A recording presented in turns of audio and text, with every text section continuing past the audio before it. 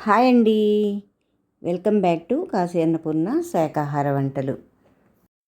First time నా channel చూస్తుంటే subscribe చేసుకోవడం మర్చిపోకండి ఫ్రెండ్స్.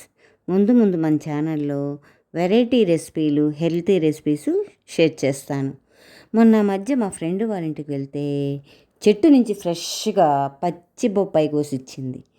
దాంతో సగం ముక్కేమో కూడు చేశాను, సగమేమో పెరుగు పచ్చడి చేసి ఇవాళ మీకు నేను వీడియో తీసి షేర్ చేస్తున్నాను. చాలా బాగుంది ఫ్రెండ్స్. నిజంగా పచ్చిబొప్పాయి మీకు దొరికితే ఈ విధంగా ట్రై చేయండి. ఎక్కడైనా సరే మార్కెట్లో కూడా బాగా దొరుకుతాయి పచ్చిబొప్పాయి కాయలు. అవి తీసుకొచ్చి ఈ విధంగా ట్రై చేసి చూడండి. హెల్త్కి కూడా చాలా మంచిది కదా పచ్చిబొప్పాయి. చాలా టేస్టీగా ఉంది. చూద్దామా ఇంకెందుకు ఆలస్యం. ముందుగా బొప్పాయికాయని శుభ్రంగా కడిగేసేసి సగానికి కట్ చేసేయండి. ఫుల్ కాయ పట్టదు. నేను ఇవాళ అరచెక్కే తీసుకున్నాను. కట్ చేసేసి పైన చెక్కంతా కూడా పీలర్తో క్లీన్ చేసేసేయండి. పచ్చి బొప్పాయికాయలు ఆ చుట్టుపక్కల పాలు ఎక్కువ వస్తూ ఉంటాయి ఫ్రెండ్స్. అందువల్ల 2-3 సార్లు బాగా కడిగేసేయండి ఆ పాలంతా కూడా.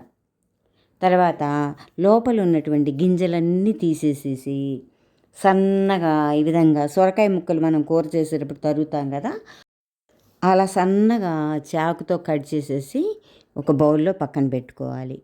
గింజలు బాగా క్లీన్ చేయండి. గింజలు తగిలితే బాగుండదు పెరుగు పచ్చడి. అలా క్లీన్ చేసుకున్నటువంటి బొప్పాయి ముక్కలన్నీ కూడా ఒక బౌల్లో పక్కన పెట్టుకోవాలి.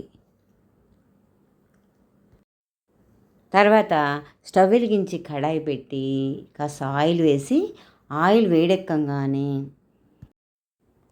1 స్పూను ఆవాలు, 1 స్పూన్ జీలకర్ర, 2 ఎండుమిరపకాయలు కట్ చేసేసి వేసేయండి అందులోనే. ఆ పోపు అంతా వేగంగానే కాస్త ఇంగు కూడా యాడ్ చేయండి. ఇంగు వల్ల పెరుగు పచ్చడి చాలా బాగుంటుంది గుమగుమలాడుతూ.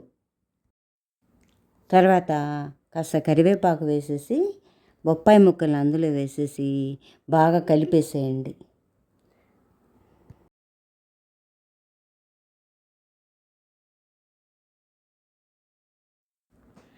తర్వాత రుచికి తగ్గ సాల్టు, చిటికెడు పసుపు వేసేసి కాసిన నీళ్లు చల్లండి. ఎక్కువ వద్దు, కాసిన నీళ్లు చల్లేసేసి బాగా మగ్గనివ్వండి మూత పెట్టేసేసి.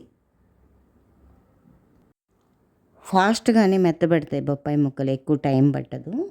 మూత తీసేసి మధ్య మధ్యలో కదుపుతూ ఉండండి.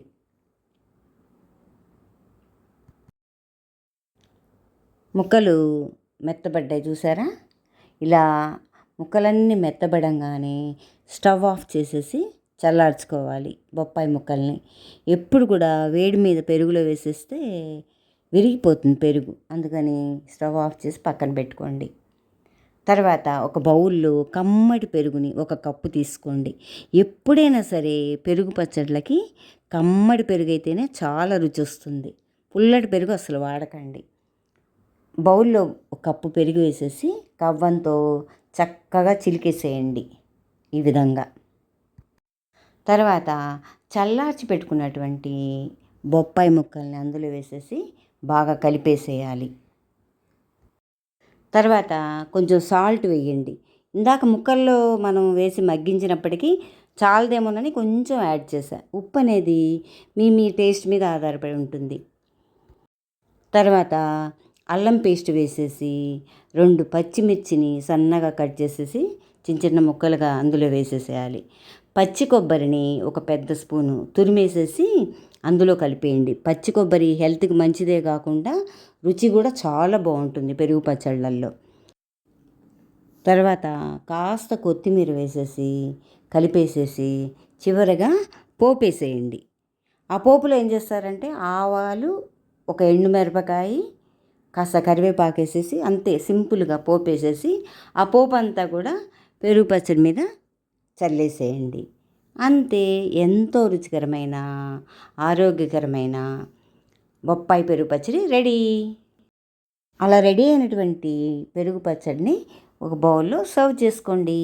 ఈ పెరుగు పచ్చడి రైస్లోకే కాకుండా రొట్టెల్లో కూడా చాలా బాగుంటుంది ఫ్రెండ్స్. తప్పకుండా ట్రై చేయండి. ఈ వీడియో మీకు నచ్చిందా?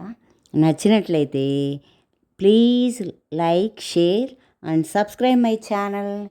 Thank you.